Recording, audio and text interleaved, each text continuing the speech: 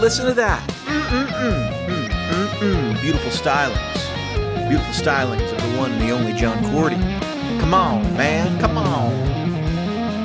Well, we're back, dudes. We are back. And thank you so much. My name is HW. Thank you so much for listening to the Tone Junkie podcast. And we got a lot to talk about today.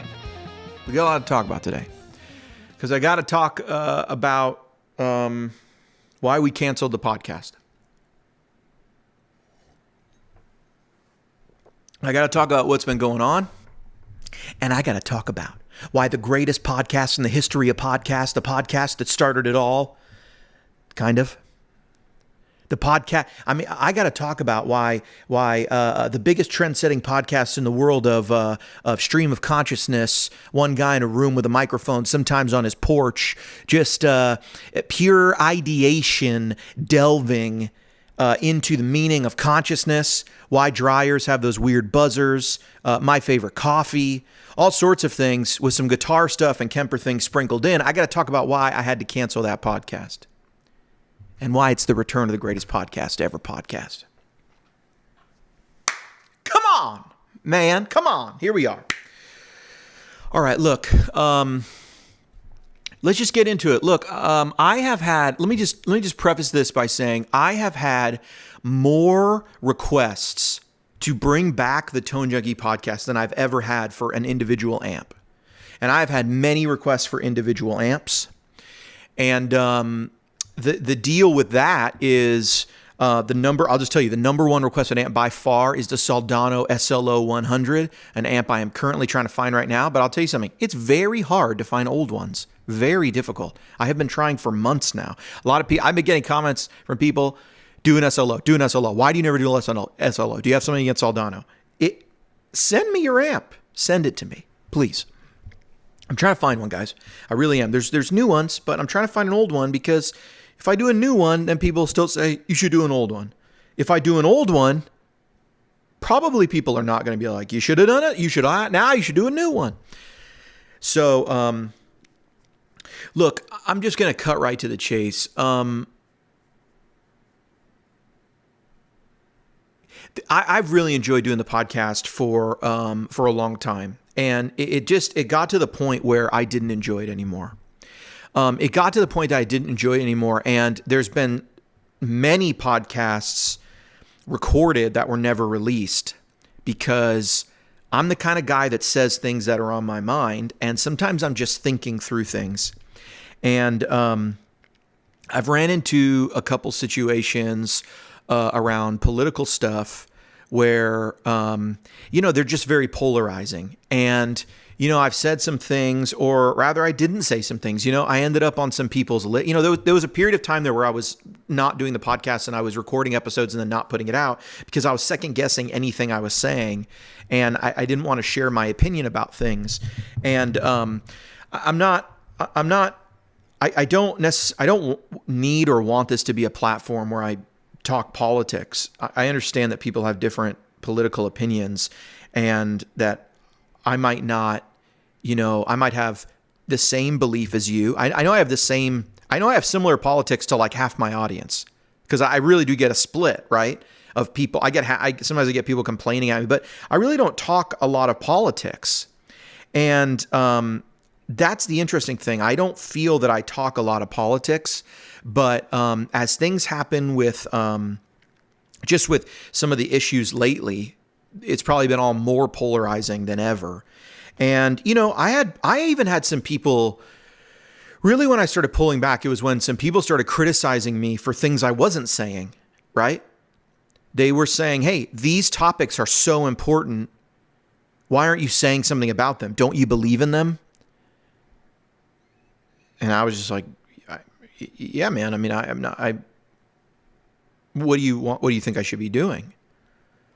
And basically they were saying, well, I think your platform and every platform should be saying this, this, and this. And my attitude was like, well, I certainly talk about politics on the podcast, but I don't really inject it in the rest of the platform. At least I try not to.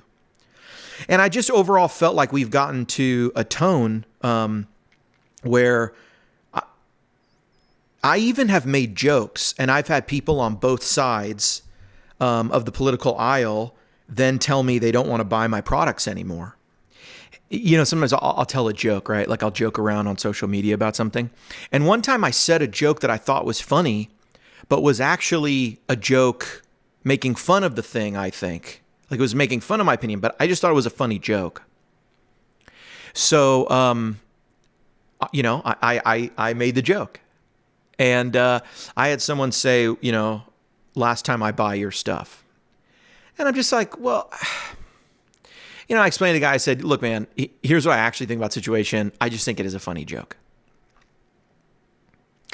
And that guy was like, oh, okay, well, okay. Just recently, I made a joke on Facebook about Neil Young. And I said, well, now that Neil Young's taken his music off Spotify, how am I supposed to listen to Sweet Caroline?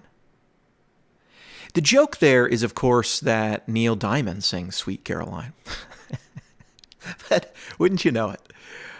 People, they want to talk about the thing they want to talk about, right?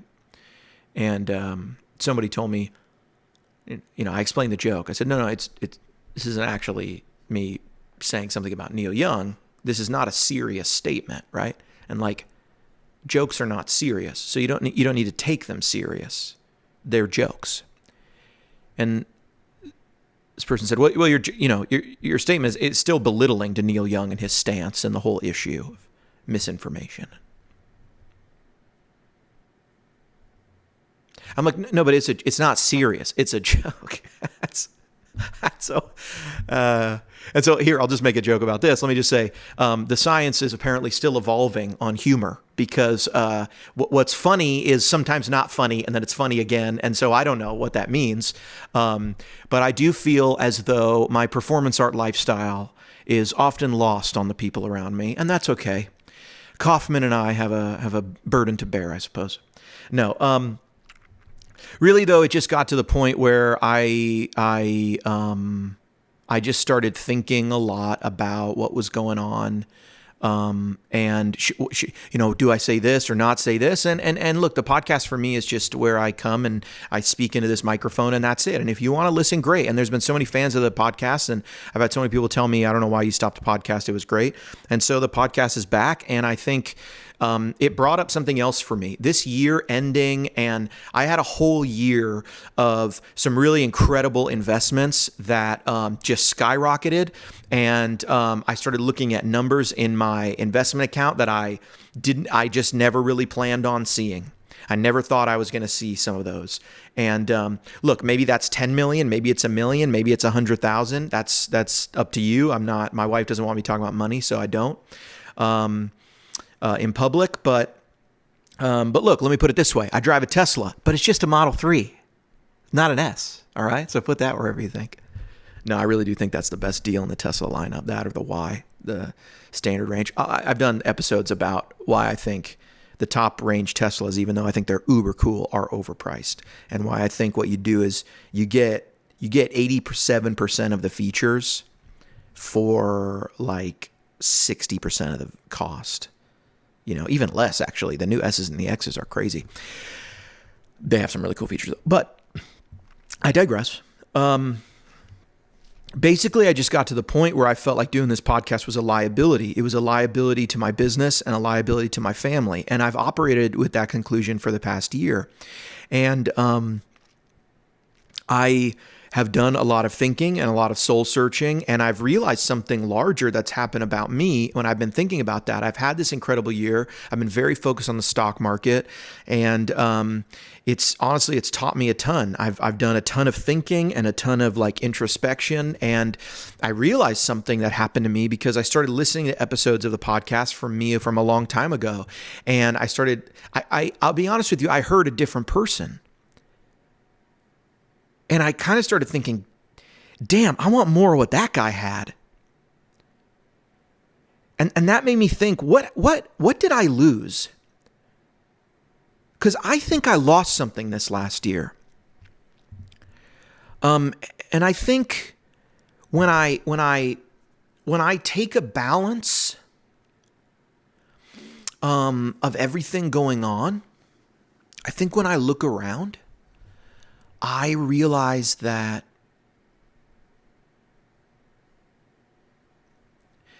there was a time when the amount of times in a day or in a week I was saying the word generosity and love, and the amount of times I was thinking about what those things look like and how I can make them tangible and how they apply to my life, that I'm trying to live as a 35-year-old man with 2 kids and a wife, and, getting to the point that I begin to ponder legacy. I'm not always thinking about today, but I really start to think about tomorrow and what do you leave behind and what does it mean to be a good person and these things. And when I look at the amount of times I was focused on giving back and giving and not receiving, it was 10x what I'm doing right now. And when I look at the amount of times in 2019 and 2020 that I spent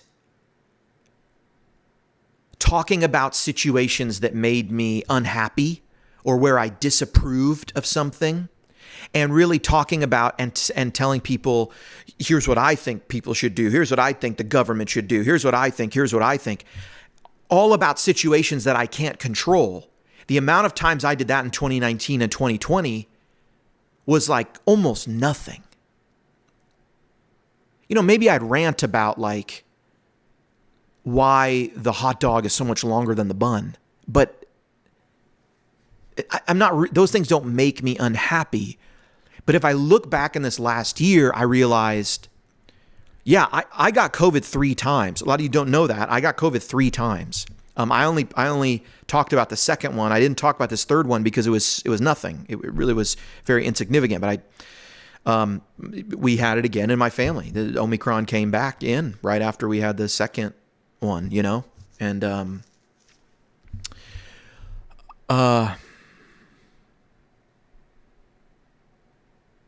if I compare just where my head's at and where my mind's at those 2 times, it puts me really in a place where I can only make the conclusion that having lived this past year trading in my mind, in my thoughts, and in my conversations, the topic of generosity for the topics of disapproval and judgment towards other people and what they're doing or what they're not doing or what they're telling other people they should do. I can only come to the conclusion that it has harmed me. It's the focus on negativity has left me without something that I used to have and that I want to have again.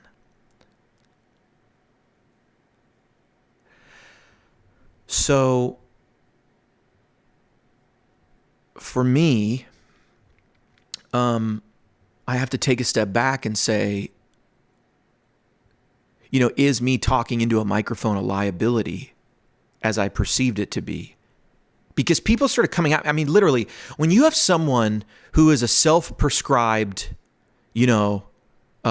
capitalism has failed, the rebellion's just beginning, an Antifa kind of dude mad at you, and you have a guy who's like an avid Trump supporter also saying, that joke, I'm never buying again. When both those people are saying, I'll never buy from you again because of a joke you made or a post you made, it's obvious to me neither one of them is really mad at what I've disclosed my opinions to be, but just at the joke, right? They're not understanding the joke. And I'm just making jokes a lot of times. Jokes are funny. Like, I'm just going to throw this out there. Donald Trump was the funniest president we've ever had. Hands down. What the? You ever see that clip of him passing out candy to the Halloween kids? And he gets this idea in his head that everyone gets the candy in their bucket, but then the one kid dresses a minion. He puts the candy bar on the kid's head, and the kid can't reach it because he has little arms. And then he laughs. It's a weird. Maybe that's evil. I don't know, man. It's really funny. He also went out there after he had COVID, and he said, I got over it so fast. They wanted to look at my DNA. This is a bad Trump, but they wanted to look at my DNA, but there was no DNA. It was just USA. That's a bit, man. And I think one of the things that happens is we get upset when people we don't like are funny. We don't like that they're funny and they can make us laugh, and so we say they're not funny. They are funny. People we don't like, bad people, good people, everyone can be funny. And so then we start attacking the humor, and we say, I don't like that person, and so I don't like that humor. It can't be funny, or else I'm endorsing them. I don't think that's true, man. And I think that's funny. You know what else I think is funny is Joe Biden is really funny. Joe Biden, the jokes about Joe Biden are funny, man. And I'm not going to get into them because I feel like you can make jokes about Trump and even Trump supporters laugh right now. I don't feel like that's true of, look, all I'm saying is someone asked me, when is Joe Biden,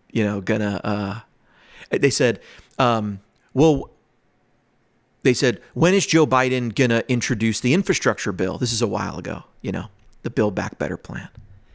And I'm not even against the Build Back Better plan. I want them to pass it so we get these EV subsidies. So I see Tesla go even higher and they start paying for all the chargers that Tesla's putting in. As a Tesla shareholder, I'm for that. But you know what comes out of my mouth? When is Biden gonna present the infrastructure bill? And the first thing out of my mouth is after his afternoon nap. The joke is because he's old. It's a joke. I'm not actually expressing disapproval of the Build Back Better plan or any part of it specifically. It's what pops into my head after he finishes the warm glass of milk. Humor is, it's this thing. It's a one-trick pony. It's you trying to fashion timing and words in such a way that when you send out the vibrations of your mouth, they hit someone else's ears, and it causes an involuntary bodily function to happen in that person. Weird. But that's what laughter and jokes are. That's what jokes and laughter are. And so,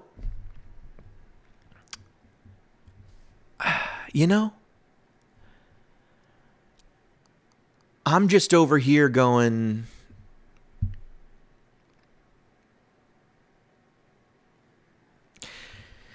I'm over here wrestling with this, and I've wrestled with it, and I've come out the other end going, if you won't do the podcast because you're afraid you're going to say something that alienates people or makes them feel one way, and then that's going to send them out the door, and then that's going to hurt your business and harm your family and things. Well, then do you do Tone Junkie just for the money? Well, that's an interesting thought. Why do I do this? And then the other thought that pops in is like, isn't it a false choice? Sort of offend people or don't do the podcast at all. You could just not talk about these things. And what I realized is in my attempt to not talk about it on the podcast, that feels disingenuous if I'm talking about it in real life. But then that led me to the real thing that I've kind of been working through, which is, bro, you're actually less happy because you keep talking about COVID, because you keep talking about politics, because you keep talking about stuff you disagree with or things people say that you disagree with or misinformation and these things. You're actually less happy because you're talking about them, not more happy. And what's happening is you have bandwidth of this much, and the more you let conflict and I disapprove, I don't like this, here's what I think, they're wrong, the more that eats up in your brain and in your words and in your heart, the less room you have to be the things you think are important, right? The less room you have to say, oh my gosh, these people have been so supportive of me with Tone Junkie. Oh my gosh, I can't even believe it. Like, I need to give back to them. I need to do more for them. I need to see what I can do for people in my life, in my immediate circle, in my church, in my family. I need to focus, like, what kind of dad am I being? What kind of father am I being? What kind of friend am I being to people who are handling like this season of time worse than I am, right? I've got friends who I know are not well, not good. Like their mental health is greatly diminished during this whole thing. And I would say for me, my mental health is diminished, but I didn't even realize it until very recently, because what I realized now is I'm less happy for even focusing on it because there are things I can't change. So I can have an opinion, but this is my opinion. But what I need to do is times 10,000 the amount of times I just say to people, you know what, man, I've been talking about COVID for like 2 years, and I've just come to the conclusion, like, having these discussions about these issues really doesn't make me very happy. Like it makes me not happy. Sometimes it makes me sad. Sometimes it makes me upset. Sometimes it makes me anxious. Sometimes it makes me pissed off. Sometimes it makes me frustrated. And none of those emotions are the emotions I'm trying to have more of in my life. And so if it were something I could do something about, if I could solve COVID by talking about it, if I could solve school closures by talking about it, if I could solve, travel bans or mandates by talking about it, well, then it would be something I would have a responsibility to work through. But guess what? I have no effect on its outcome. So then why do I focus on it? And I realized in 2019 and 2020, my focus was almost singularly on things that I could control. Hang on. Maybe not things I could control. Things that I could have an impact with. So if that means, so like what I mean is, I can't control world hunger, but I could focus on it and make a difference in the sense that I could feed X amount of people. I could donate X amount of dollars. I can have an impact. And instead of really focusing on world hunger, I'm focusing on my impact. And about the best thing I can do with COVID is just my actions to not create needless risk. That's all that's it. I don't have a cure. I'm not going to become a scientist and like figure out how to, you know what I'm saying? Like so for me, and like, what can I do?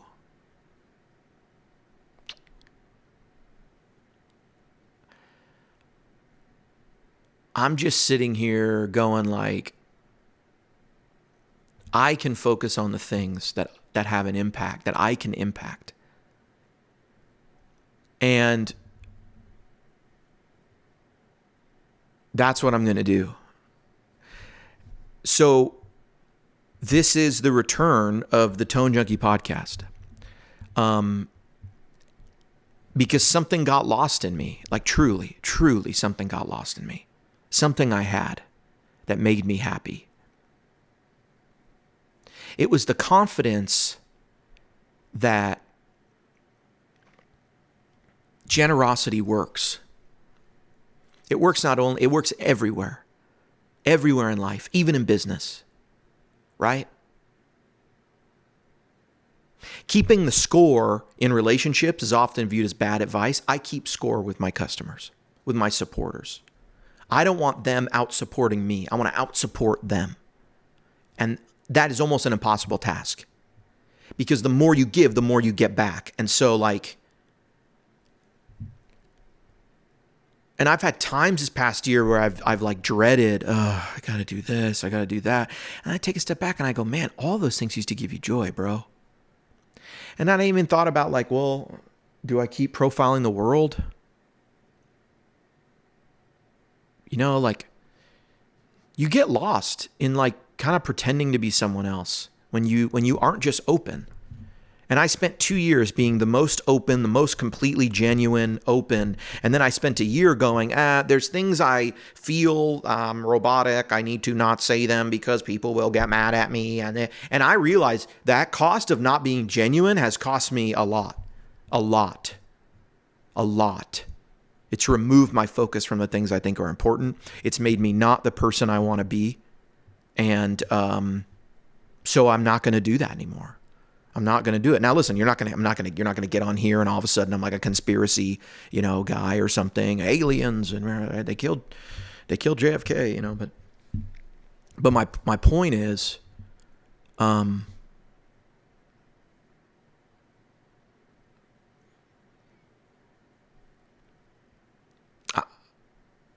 just on a mission to profile the world, but I'm just on a mission to, I'm just trying to BHW and make friends, man. You know what I mean? I've made so many friends doing this. And 2 years ago, I was afraid, that this wouldn't work out. 3 years ago, I don't know, whenever it was, right? And then at some point it became, and that motivated me to work hard and to just put it all out there. Here's me, right? Love it or hate it, right? Whatever. And I've never cared if people don't like it. My always thing has just been raise your hand, go, hey, here's what I'm doing. Hey guys, here's what I'm doing. And if people like that, they'll be like, hey, I like that too, dude. I'm like, yeah, awesome. And then if people are like, that's lame, I'm like, hey, all right, whatever. Like, you're a stranger and we didn't have a relationship before that. So why would I feel rejected because we don't have a relationship afterwards? And then at some point it became, I started to think about what videos do I need to make? What do I need to do? What amps should I really be buying? And that's the opposite of what I've always done. I've always done things that just interest me. Whatever's on my mind, I just put it out there. And people think the similar things or the same things. They're wondering the same things. And so that's it. They want to see that content. And I've lost that. You know how I'm doing all these Gibson amps recently? They're not selling that well. I don't care. I do not care about the money. I am doing these Gibson amps because they're interesting to me. I want to have them all. And when they're done, I'll sell them. I'll do an SLO. I know people want it. I'm trying to find it. I'm not saying I'm trying to, people want it, so I'm doing something else. I'm not like cool, like, let me shock everyone. No, I'm interested in these Gibson amps. People don't seem to be buying that many of them. And I'm just like, cool. I mean, I don't know if people know about them. And so now some people do. And that's that. And I'm like, yeah. Uh-huh. So that's it. That's why I canceled the podcast, and that's why I'm bringing it back. Because last year I canceled a little bit of me, a little bit of HW, and I'm uncanceling him. I'm bringing him back. And I got all sorts of topics to cover in the future, like hot glue guns. When was this the pinnacle of glue technology? Like when school shut down, did hot glue gun demand just go to zero? Because where else are people using these? I get they probably sold out because like Joann's and Crafts went crazy during all that shutdown time. But like, when was the time that we had this glue gun that you plugged into the wall, but cold glue didn't work? Like, I don't understand what was happening in the glue world. You know what I'm saying? It's a weird thing. We have cold glue. It's fine. It works. We have the strongest glue. It's not like hot is stronger. No. It's stronger than like Elmer's or a glue stick, but like super glue, Gorilla Glue, these are the strongest glues. They're not hot. What is this? Is big hot glue as an industry maybe in the teachers' union pockets and it's keeping it alive? Are they also the manufacturers of those school carts that had the TV on top and the VCR and you wheeled from classroom to classroom? Who's making those? Because they have one customer. 1990 schools. You know what I'm saying? Follow the money, guys. All right? Those topics and more on the next Tone Junkie podcast. I'm back. Whoo! I can feel it. I'm back. I'm back. I lost a little bit there. And when I realized it, it just snapped. It snapped back. And I went, you fool, quit thinking of all. Renew your mind, bro. Just renew your mind. HW, Tone Junkie Podcast. I usually have coffee. I got to go pick up my kids, man. Got to go pick up my kids from school. See if they use a hot glue gun today. See if they use a hot glue gun. See if they have that cart. They do have that cart. I know. I asked my son about it. But they have a flat screen on it. I told him to take a picture. He said he doesn't have a camera at school.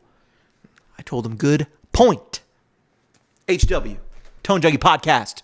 I'm out of here. HW out.